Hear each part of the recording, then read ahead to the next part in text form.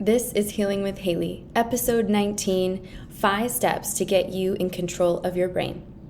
Welcome to the podcast where it's all about self-improvement, our brains, experiences, leadership, and living your dream life. My name is Haley Kirk, and I'm a life coach, mom, and entrepreneur here to show you how to be the hero of your story. Welcome, you guys. It has been a while.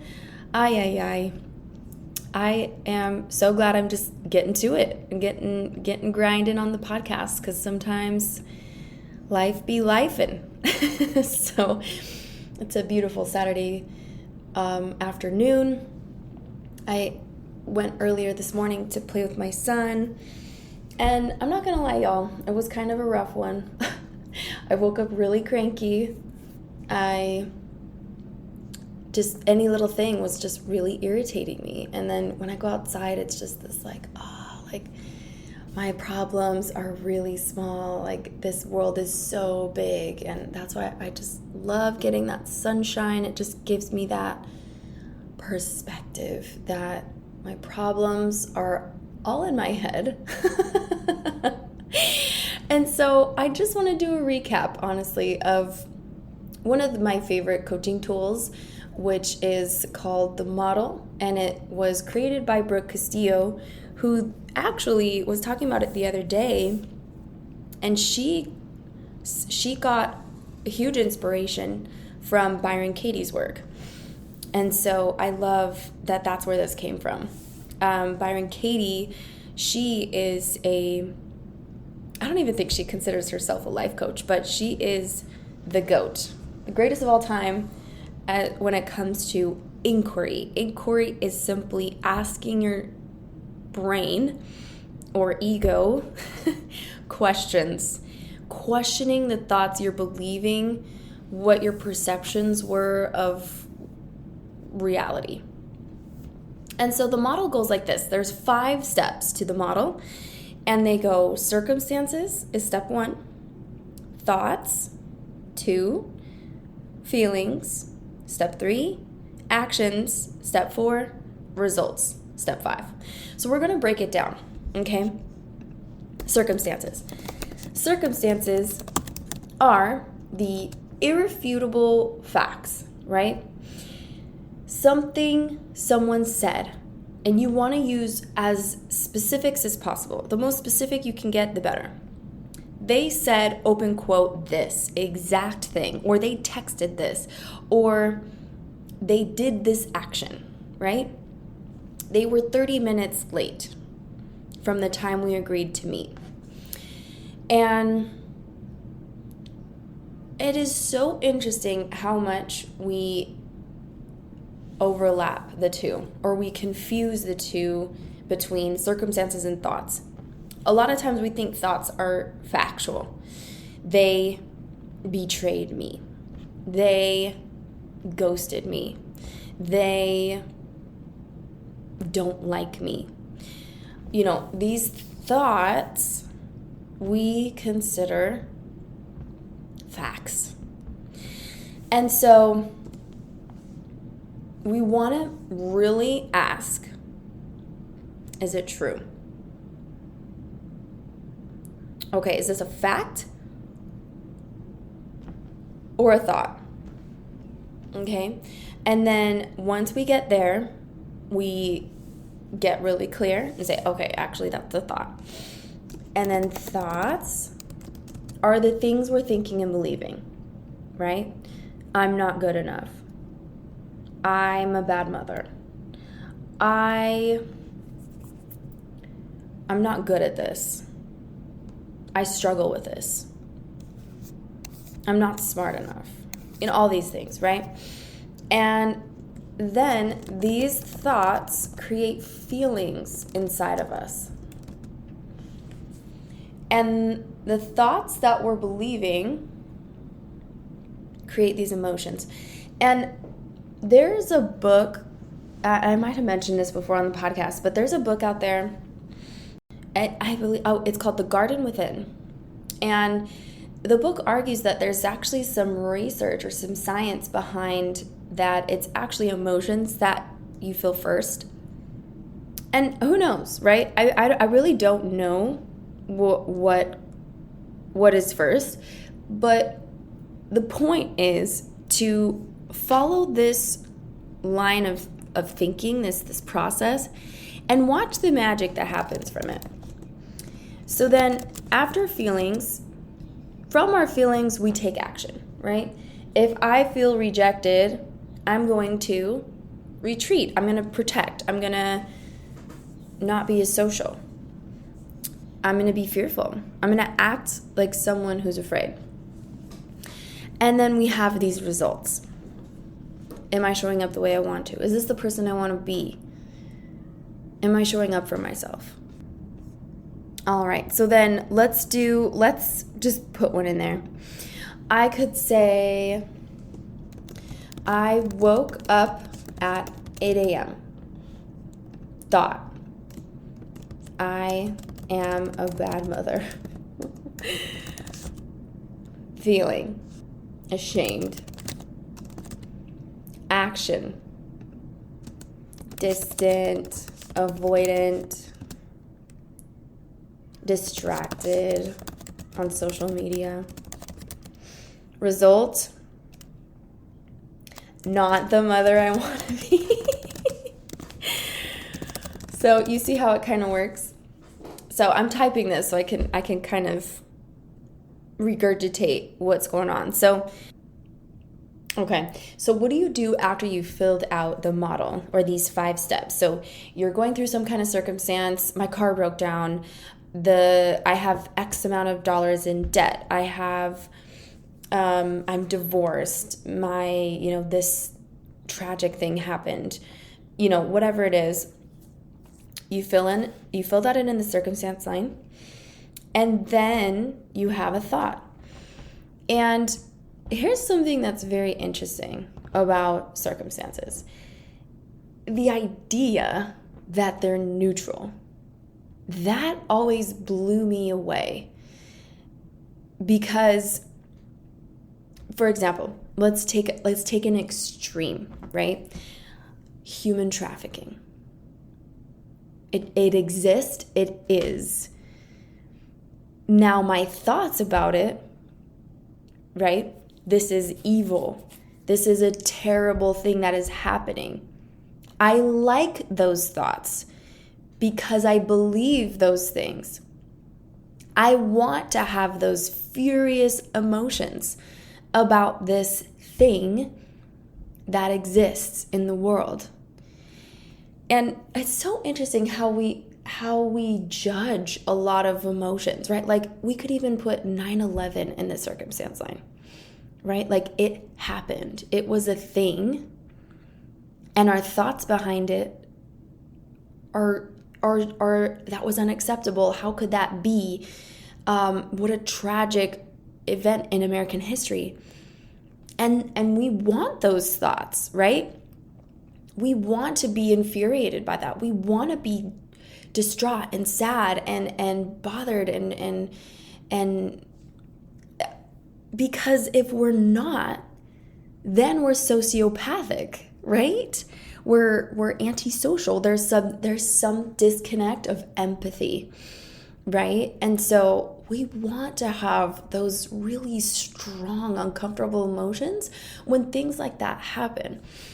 And so when we can neutralize the event and then our thoughts come up from that, we want that. That's something that's beautiful about humanity, right? Because someone who has a lack of empathy would just be like, oh, okay, so, but that's not a normal human reaction. A normal human reaction would be to be devastated about something, like when someone gets hurt. And it's so interesting to allow yourself a little bit of space, right? A little bit of space between what happened and the thoughts that you have. Because someone could text you or call you and say these words. And if you can just separate your thoughts from what they said, you can get a lot of clarity. Do I want to think these things? How am I showing up when I'm thinking these things? Is that really true? Is that really what they said? And it's amazing the insights you can get, right? Amazing the insights. Human trafficking, that irks me. That devastates me to no end. I, in college, had an anti-human trafficking club in college. And I loved the thoughts I had. This is cruel. This is evil. This has to stop. What can I do to make this stop? What little changes can I do? I loved my thoughts. I loved that I had the emotions of furious, anger, injustice. Like, I love that I had those emotions because it propelled me to take action. I started a club. I did petitions. I did documentary screenings. I did gene drives for homeless youth. I did so many things. I did benefit concerts. I helped so many things. And I started doing documentaries. I started doing all these things because of those emotions. And I knew that what I was thinking was benefiting me. It was helping me to make a change. Now, if I had, and I can also think now, now I don't do as much activism. And in honest, I really kind of burnt myself out in college. It was exhausting. But now I really don't want to know those things, right? I'm in a different phase of my life, right? I really don't want to focus on those things. I'd rather focus on my microcosm of what I'm doing, my micro level, or maybe you could say meso level of helping society, which is my son. That's my new focus. And I still have the same thoughts, that human trafficking is the worst. I mean, it's horrendous. It's horrific. And I would love to, at some point, get back to that activism. I really would. And anyway, a long story to share that your thoughts are creating these emotions, which create the actions, which create your results. And one of my favorite quotes from Tony Robbins is, where focus goes, energy flows. What you focus on is what you're going to give energy to. Have you ever noticed that, like, if you're looking for a job, you'll see, like, work needed, help needed, and you'll start seeing, like, hiring, all these, like, trigger words, I guess you could call them. And you start noticing those things more because that's what you're looking for. Or if you're trying to buy a house or buy a car, you start seeing, like, for sale signs or, like, all those yard signs. You start noticing those things because those are things you're focusing on. The same thing goes for the mind. If you start focusing on all that you don't have compared to what you do have, guess what? You're going to be living in a lot of scarcity.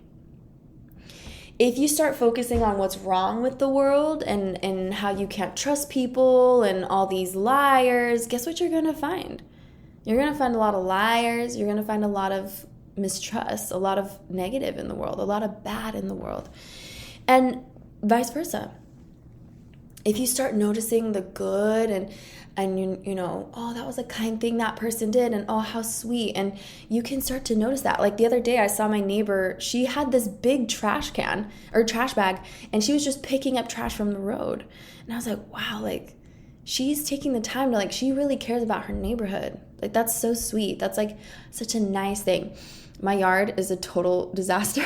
I'm not one neighbor that needs to, like, cut her grass. So, I'm sorry, neighbor. But anyway, yeah, so I really, really want to stress how important the T line is. The T line is gold. I feel like that is the MVP of the 5 steps. Circumstances is important because you have to separate them from the thoughts, but the thoughts, wow.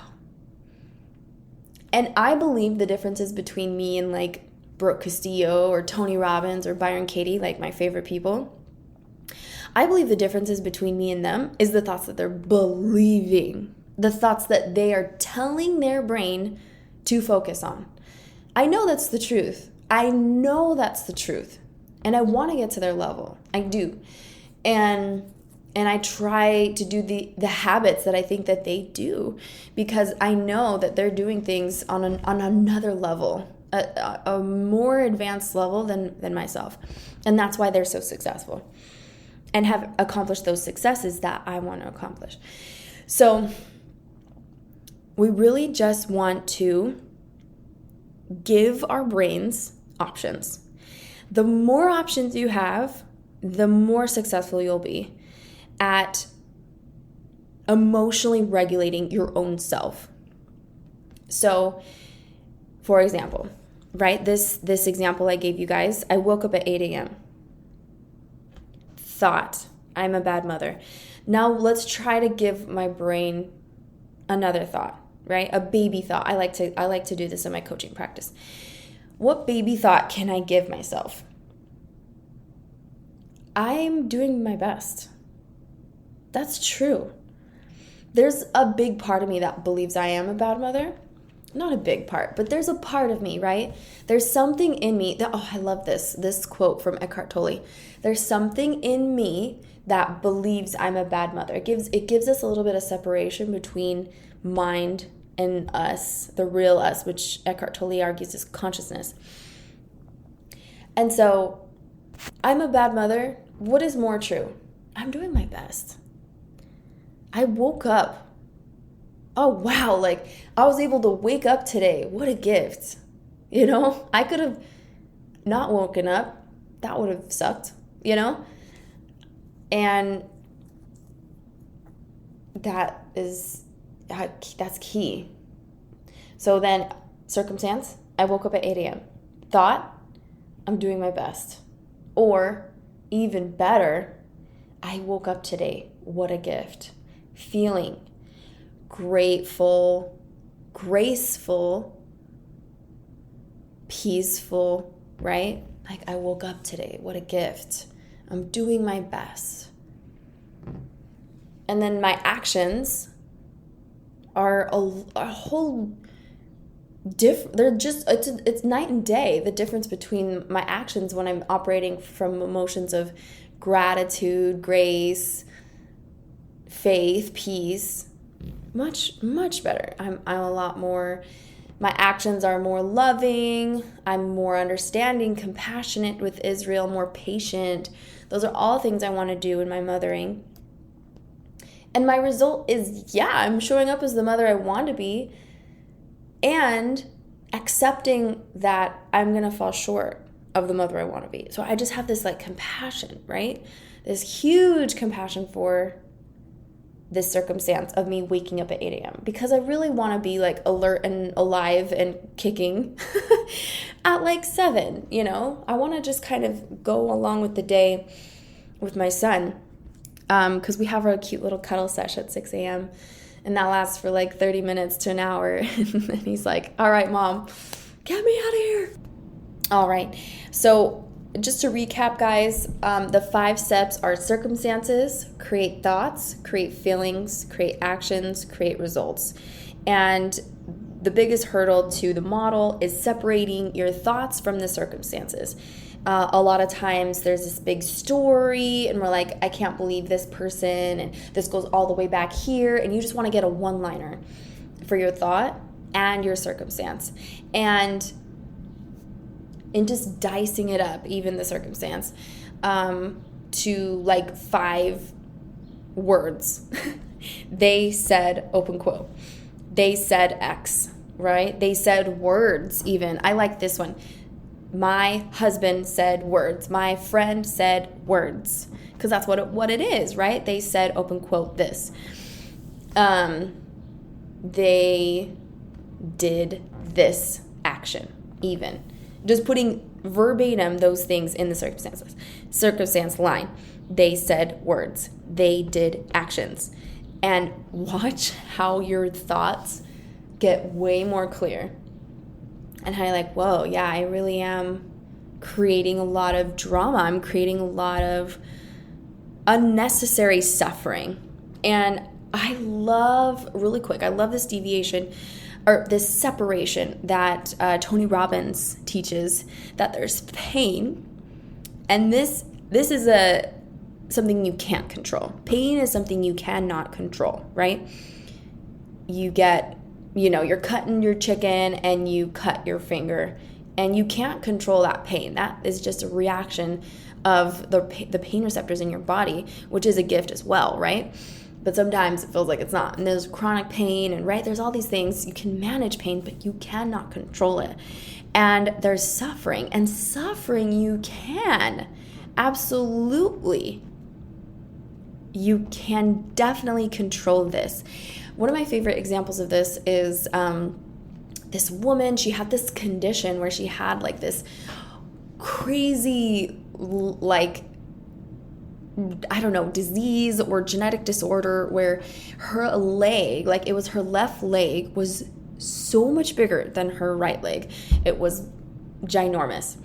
And so Bryon Katie, she's asked to be seen by Bryon Katie. Bryon Katie comes to the hospital, and then she looks at her and she says, "Oh, what's the problem?"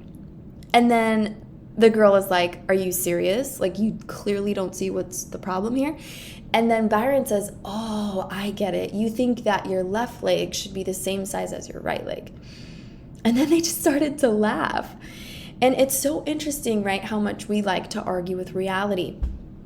And that arguing of reality is what creates this distortion, this cognitive dissonance, this suffering. And questioning, putting to inquiry, putting to paper what you're thinking and believing is the best way, my favorite way, tried and true, of how to get control of your brain. How to really analyze and say, okay, brain, what's going on here? How can we end this suffering? Because we are kind of over it. So I love this tool, you guys. I really hope it helps you. If you guys are looking for more in-depth coaching, I would love to be your coach.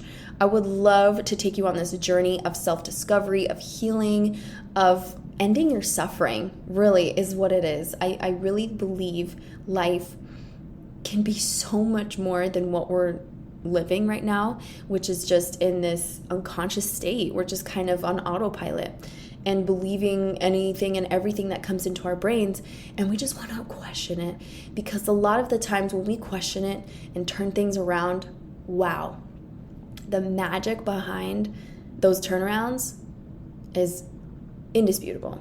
It is such beauty and love and peace that you can feel. I'm going to put the link in the bio or in the podcast notes so that you guys can sign up for my coaching program. I would love, love, love to be your coach. I hope you guys have a lovely Saturday. I'll see you in the next podcast.